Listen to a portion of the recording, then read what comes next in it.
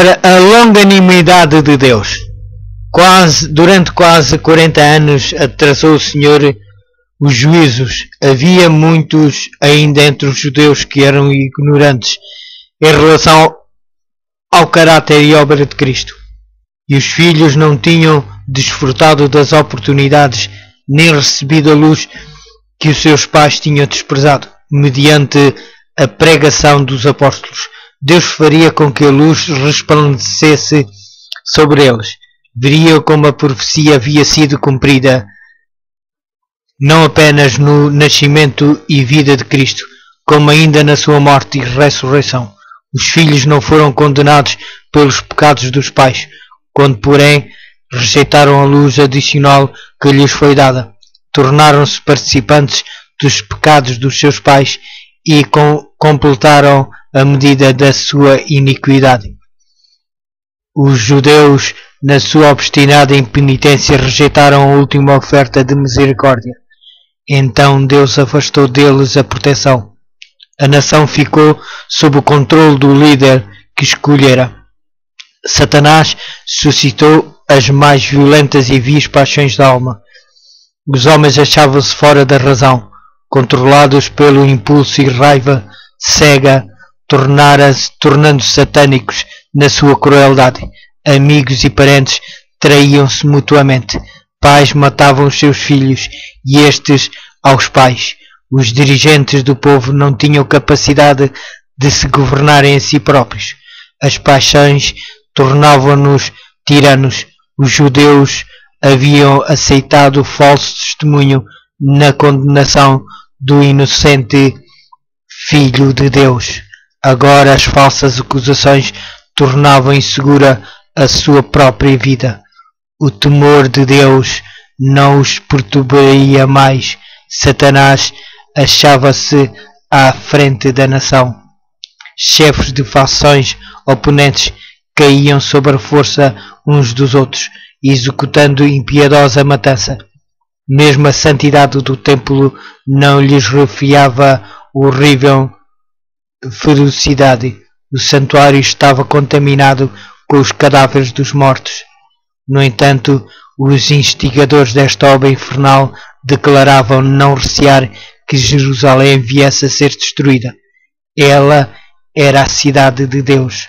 Mesmo enquanto as legiões romanas estavam a sitiar o templo, multidões acreditavam que o Altíssimo se interporia a fim de derrotar os seus inimigos. Entretanto, Israel tinha desdenhado a proteção divina e agora não tinha defesa. Presságio do desastre. Todas as predições de Cristo relativas à destruição de Jerusalém se cumpriram à letra. Apareceram sinais e maravilhas durante 7 anos. Um homem esteve a subir e a descer a rua de Jerusalém, declarando as desgraças que sobreviriam à cidade.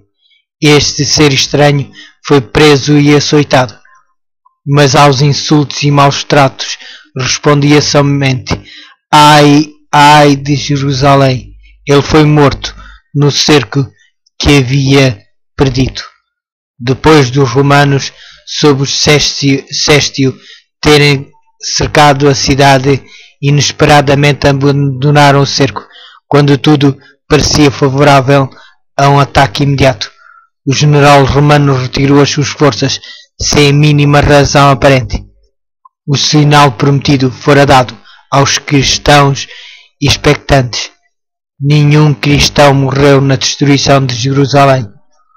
Encontramos no livro de Lucas, capítulo 21, versículo 20 e 21. Os acontecimentos foram encaminhados de tal modo que nem os judeus nem os romanos impediriam a fuga dos cristãos com a retirada de Sestio. Os judeus foram no encalço do seu exército, e enquanto ambas as forças estavam assim completamente empenhadas em luta, os cristãos de todo o país tiveram o ensejo de escapar sem serem molestados rumo a um local seguro, a cidade de Pela. As forças judaicas, perseguindo Sestio e o seu exército, caíram sobre a sua retaguarda. Com grande dificuldade os romanos conseguiram efetuar a retirada. Os judeus, com os seus despojos, retornaram em triunfo a Jerusalém. No entanto, este êxito aparente apenas lhes acarretou males e inspirou neles o espírito de obstinada resistência aos romanos, o qual trouxe rápida e indescritível desgraça sobre a cidade sentenciada. Foram terríveis as calamidades que desabaram sobre Jerusalém. Quando o cerco foi reassumido por Tito, a cidade foi assaltada na ocasião da Páscoa, quando milhões de judeus estavam reunidos dentro dos seus muros. Provisões de víveres haviam sido previamente destruídas pela vingança das fações contentoras.